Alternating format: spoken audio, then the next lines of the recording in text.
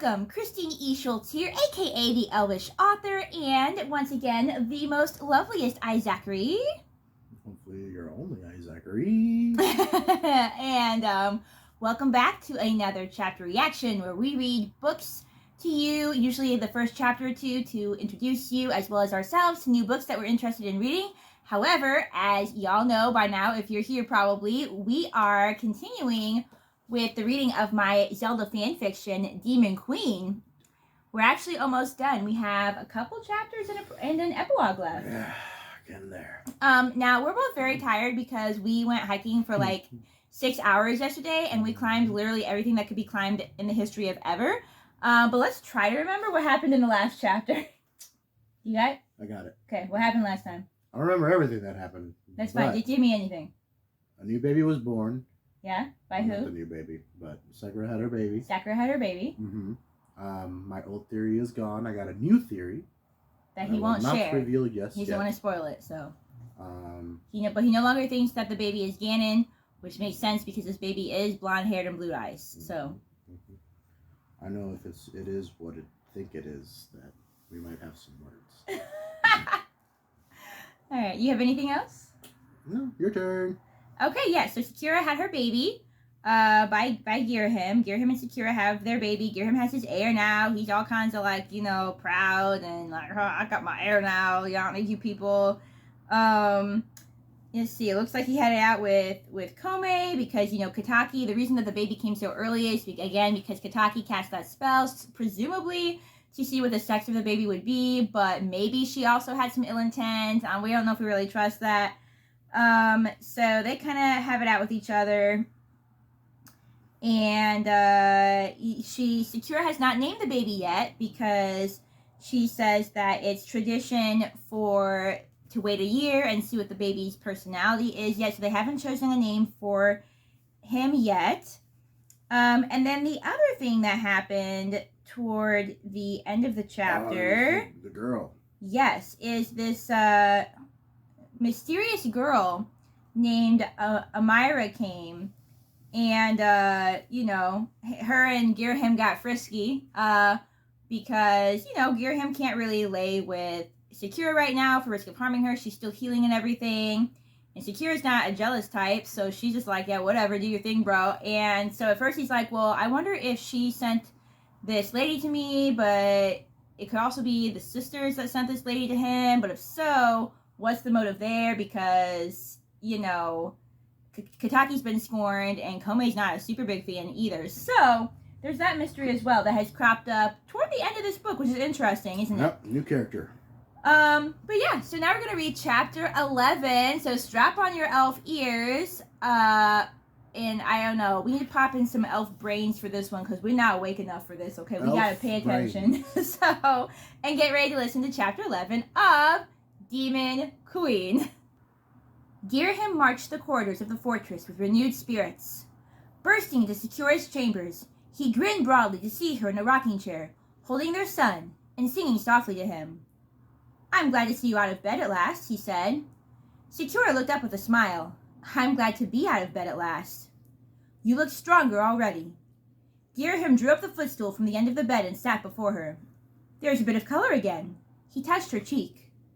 Curiosity shone in Sakura's gaze. You look rather cheerful yourself this morning. Good news, I trust. Ghirahim glanced up at her servants. He didn't even need to speak to the command before they exited the room, leaving him alone with his family. Well? Sakura looked at him with question. I've been thinking, Ghirahim said. Perhaps your idea is best after all, about taking Hyrule while we can, and then, should Demise find out, using deceit to go after the stones and using them to overthrow him. The thing is, I am not afraid of this idea for myself, but for you. He could easily harm you, to persuade me to obey him. I have been thinking on this as well, Sakura said. There may be a way. I have heard talk of a forest to the west. There's a guardian spirit there, an ancient and powerful spirit. Our son and I would be safe there a long time. Long enough, God's willing, for you to find and claim the stones. You would be willing to make such a trek? Sakura nodded. I will do whatever my lord commands. If it is your wish that we go to this forest, then we will go. Not yet. I will summon more armies. I will continue to prepare. Then, in a few more weeks' time, when you are stronger and more healed, then I will send you to the forest. I will come back for you as soon as the war is won. You and I and our son will reign over Hyrule together. No one will be able to touch us, harm us, or as much as threaten us ever again. I will be Ghirahim, Demon King of all Hyrule, and you shall be my Demon Queen. Well, there. Called that one. You've been saying that for ages, that Sakura is the Demon Queen, so. And our Demon Prince, of course. She held him out to Ghirahim. Ghirahim kissed the crown of the boy's golden head. My son. Our prince. Sakura smiled proudly. Yes. Soon, I promise. He leaned down, kissed her on the forehead. I must go now. I received a summons from the sisters this morning. They mean to speak to me in Komei's chambers. I hope it is good news. Though I do believe I am cheery enough this morning that I might just have the patience for one of their melodramatic tantrums, should it come to that. He stood and started toward the door, but stopped himself halfway and grinned at her over his shoulder. Thank you, by the way, for your gift last night. You know me well. A frown pulled at Sakura's lips. She opened her mouth to retort, but Ghirahim said, No need to deny it. Only you could have found such a perfect distraction for me. Rest well, my queen. I will visit later. Ghirahim glided from the room and made for Komei's chambers. As he approached, a strange wailing met his ears. At first, the familiar sound did not quite register in his memory. Then, as it echoed nearer, he recognized a baby's cry and zoomed down the hall. What's happening? What's happening? I don't think Sakura sent that girl. I don't think Sakura sent that girl either, but what's happening with the baby? Why is that strange? The cry is coming not from Sakura's chambers, right? Right. Why is there another baby? Or did they take the baby? The baby was with Sakura. That's true. Mm-hmm. Strange things have been happening in this book. I know. So. Did he get the other girl pregnant and now she's having a baby already? Who knows? This is a strange world. Who knows? Let's find out, shall we? Ghirahim burst into Komei's chambers and stumbled to a halt, rendered speechless for once by the sight before him. Komei and Kataki lay in the bed together, laughing and smiling over the bundle Kataki held in her arms. His son! The witches had taken his son! Kidnapped him, perhaps with intentions to kill him, perhaps with intentions to raise him for their own dark purposes. And the gods only knew what they had done with Sakura. But how in the world had they managed it, when he had seen Sakura and the babe in her chambers only moments before? What devilry did the witches harness this time? Ghirahim crept closer. The babe reached up tiny hands to play with Kataki's hair. The babe's tan skin matched hers, and wisps of red curl crowned its head. Relief flooded Ghirahim as he knew it was not his son. But whose? And from where? Behold, my lord. Kataki grinned up at him, eyes dancing with pride. Our son, your true heir. An heir born not from some nameless Hylian whore, but from a true leader and warrior of a great people. I have named him Ganon, after the great demon of power of the old legends. Is he not beautiful? Does he not please you? He is no son of mine, Ghirahim scoffed, nor of yours, I trust. Last I saw you, you weren't even pregnant, and that was hardly a few days past. No more pregnant than when you saw Sakura the day before her deliverance? Kataki arched her brow. She laughed, and Ghirahim wanted to be angry, except that her laugh was like a madwoman's, like someone who is too crazy to know what they are. Ghirahim could hardly pity her. He never had. But this belief stole any anger he should feel. Her story was sheer madness, just like her. Yes, my lord, Kataki said. I am cleverer than you think. At least with my sister's help. The acceleration spell I used on Sakura by accident. Why, it turned out to be quite useful, once I learned how to properly handle it. But even if that were so, Ghirahim said, how?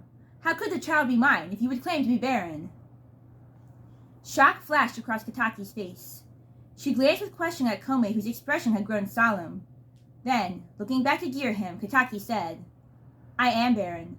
Our many romps proved as much, which is why I saw fit to borrow my sister's womb. It was most generous of her. Komei looked up at him and now smiled, all the while playing with the red-haired babe's fingers. He wrapped them around her thumb, and she said, His grip is strong. He will be a most powerful ruler someday. Too bad we can't speed things up beyond our womb, Kataki said.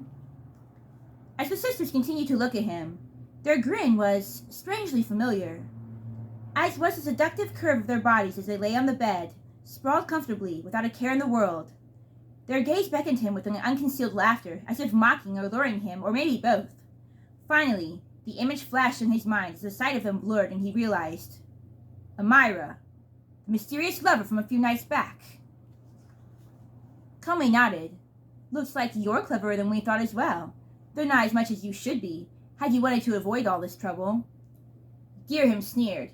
What trouble? So you have a son. What threat could he possibly be to me? I will never accept your bastard as my own. You have crossed many boundaries, but in deceiving me, you crossed the greatest, gravest boundary of all. No one opposes my will, sneaks behind my back like a child taking candy, and gets what they want. No one. I cannot be controlled, coerced, or forced into anything against my will, least of all by two novice witches and their bastard son. Ghirahim whirled on his heels, but Kataki called after him. We will see about that. He paused, wanting to turn back and blast the sorceress to ashes, not so much for her threat, but for the smug certainty with which she uttered it. She's not worth it, he muttered beneath his breath before tearing from the room. There were war plans to be made. I'm going to pause there and ask if you have any thoughts on what's occurring. I was half right. You were half right? Yes. Mm-hmm. There is a Ganondorf born in this book, but 'twas not Sakura's. I was half right. He still bore him. Yes. He still helped. How are you feeling right now? Not good. Shall we continue? Yeah, please. Okay. Ghirahim had spread the maps across the floor of his room. He studied the underground routes carefully, trying to decipher what the best course of action would be. He might send some of his armies above ground as a diversion while the rest infiltrated the city from below. Then again, they had tried that once before in their attempt to collect the spiritual stones. That bitch Impa and her Sheikah horde might anticipate another similar attack. Maybe the solution was to go to the desert, summon the rest of his armies, and descend on the castle in one fell swoop. If he had the guts to draw out the numbers he needed, he could do it. Perhaps it was just time to take the leap and take the risk, to damn the fates and luck, whatever other ill fortunes might stand in his way, to take no care for how his master might react, but instead worry about that obstacle as it arose. After all, he was a master at impromptu acting. He could use the story Sakura suggested, or else make up one of his own. A knock on the door alerted him. Sakura? No, she had been instructed to rest. Unless something urgent had transpired. He jumped up, hurried over to the door, and flung it open wide. Comey stood in the doorway, staring up at him solemnly and with surprising boldness. Fire rippled through his body, and he had to harness every ounce of remaining willpower to refrain from blasting her. Why have you come here? He demanded, towering over her in the doorway. I should rip you to shreds on the spot for your insolence, and then I should go find your sister and do the same. Tell me, you knew, didn't you, about the revelation spell, Sakura's pregnancy, everything. You helped Kataki with all of it the whole time. Comey nodded. I did. Little fool though she is also my sister. Long have I watched her endure the misery of loneliness.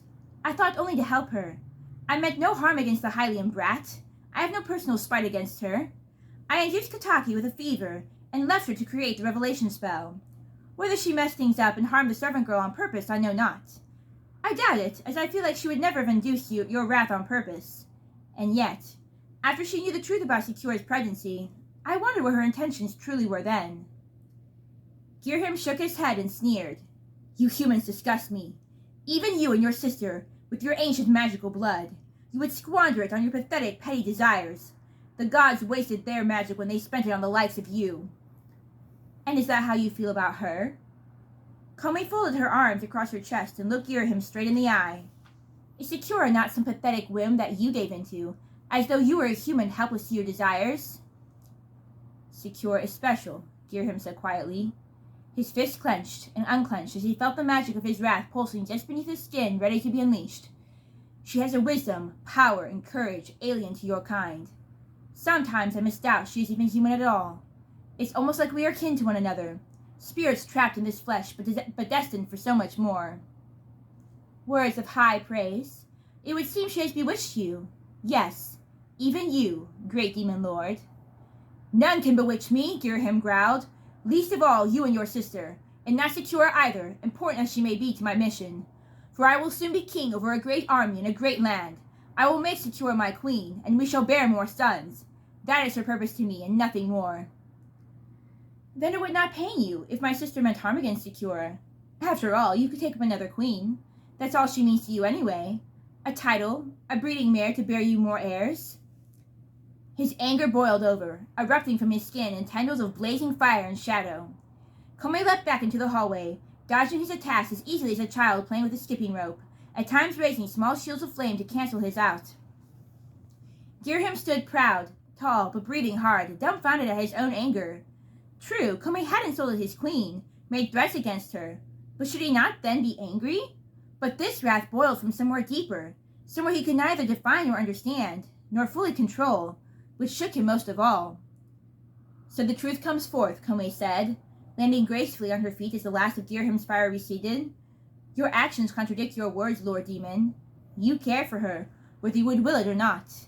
You understand exactly what it means when I say I must defend my sister." "Silence! No more of your empty words. My armies will soon overrun this land.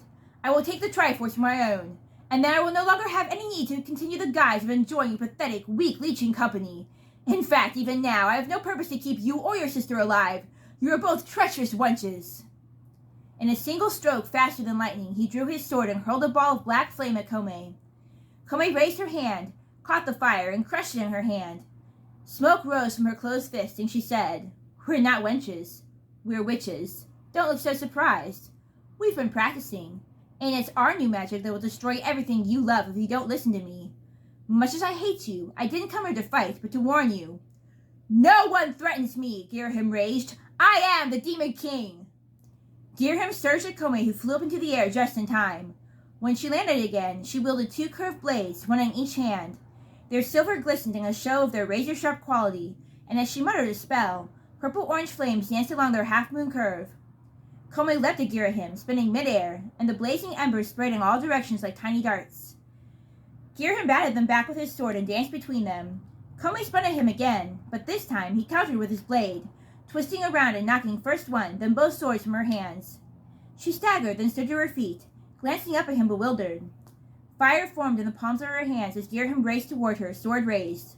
She started to jump out of the way, but he flung a lasso of flame that curled around her ankles and brought her crashing to the ground. Komei cried out in pain, clawing at the lasso. The next moment, her cry subdued as her skin glowed a faint red. She had staved the fires burning with her own flame, but could not remove the lasso. Ghirahim yanked on her bonds, pulling her closer until he stood right over her, sword tip poised right at her heart. Komei raised her hands to shield herself, flames still blazing in her palms. Fear flickered clearly in her gaze. "You may be the more seasoned in magic," he said, "but when it comes to the sword, you must know. I do not just bear a sword. I am a sword, created as a weapon for his lordship, Demise. Now, give me one good reason why I shouldn't spear you through on the spot." He raised his sword back, prepared to strike, intending to give her no room to answer. "Kataki means to destroy Sakura and her son. They are in danger." Ghirahim stopped mid-strike, nearly toppling over as the words hit him with the same intensity as though his own magic had backfired at him. Komei lowered her blazing hands and continued, "It's why I came here. She's been following you in secret, learning how to use the portal to summon armies and bring them under her command. Even now, she is summoning armies of the undead to ascertain her task will be carried out and carried out completely. I tried to stop her." "Why?" Ghirahim gasped. "Why do you care to save her?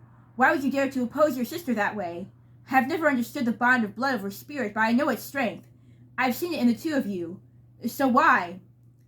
"Because Sakura and her son are innocent, and I would not see more innocent blood spilled, on my account, on my sister's account, not even on yours. I have no affection for you. I never did, and even less now when I see the way you've toyed with my sister's heart and how it's ruined her. But it's not too late for Sakura. She didn't ask to be drawn into any of this. She's an innocent, and more than that, a mere mortal, and with a child. They cannot defend themselves. Try to take back your armies. Use the same magic that would destroy them to save her, or don't. That is your choice. I will go and try to reason with my sister, but such a possibility is grim. If I were you, I would do all in my power to get Sakura from here as far and fast as you can." Ghirahim studied Komei. "It's in moments like these that I wish I could understand the powers of humanity." "You don't have to understand them to use them," Komei said. "Go. Save your lover. And your son. Komi turned and fled the hall. The moment her echoing footsteps had died, Ghirahim's trance was broken. He turned and fled the opposite way, flying towards Sakura's quarters. He ran in a silver blur. His mind spun equally fast, trying desperately to grapple with the strong emotion that had struck him the moment he knew Sakura was in danger. It was like anger, but more than that. Suddenly he had been frightened. Yes, the great Lord Ghirahim, the demon who feared nothing, who was not created to know true fear, had felt terrified at the idea of losing her. Fear still pounded inside him, coursing through every nerve of his body and spirit, propelling him faster down the hall. He burst into Sakura's room. She had been pacing and singing to the babe who suckled at her breast, but now she looked up. Surprise shone in her gaze for only a moment before she lowered her head and curtsied, the movement as graceful as if the babe didn't cling to her, begging for more milk. Ghirahim stood frozen in place as he realized that, for whatever unexplainable reason, he needed Sakura not to die. He needed her to live. Not just the boy, for his sake of having an heir, but specifically, her. He wondered, after all, if this was what the mortals called love, or something as close to it as he had ever experienced before, or ever could. My lord, Sakura said quietly, to what do I owe the honor of another visit so soon? Should you not be with the ladies Komi and Kataki, making battle plans? Her voice, gentle as always with respect, returned him to the present moment. Fear stabbed at him again, and he said, You must flee. Kataki seeks your harm, and that of our child. I don't have time to explain, but you must flee. Come with me. Sakura hurried to obey. He swept her into his arms, and she gasped, watching him curiously. You'd never move fast enough, he said quietly, and flew from the room. Sakura held the babe tight and cradled herself close to Ghirahim as his incredible speed mounted. He clung to Sakura, all the while preparing defensive spells in his mind, expecting Kataki to spring from around the next corner, the next stairwell, with an entire fleet of the undead behind her. At last, they burst outside, where the desert heat and the blinding glow of the sun greeted them. The sun had begun to set, illuminating the sky with a vibrant red hue. The crimson dazzled on the desert sand as though a sea of blood stretched beneath their feet. Ghirahim whisked Sakura and her babe to the stables and flung them onto Prince's back. Go, Ghirahim said. Flee this place. Travel due west, into the sun. Keep going till you find the forest you spoke of, the magic forest with the tree spirit. Go to him for protection. I will grant my speed to the horse and keep you in my vision, so that no matter how many of Kataki's undead assail you, you will outrun them. If Kataki has indeed found a way to place my armies under her command, they will not stop, so you must not stop either, till you reach the forest. Sakura looked down at Ghirahim, her face filled with question.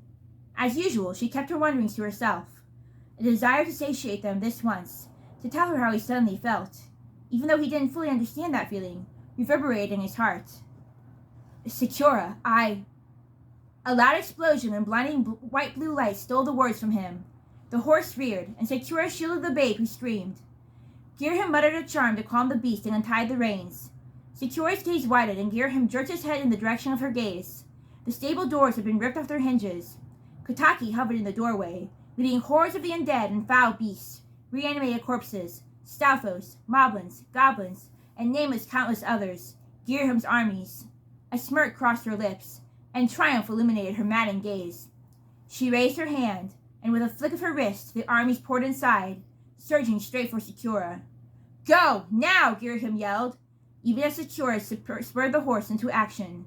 Without a glance back, she urged the horse into a swift gallop, fleeing out the opposite door. May the gods grant you all haste, Ghirahim muttered, before turning and flinging a wave of flames at the army fast approaching. And that is the end of Chapter 11 of Demon Queen.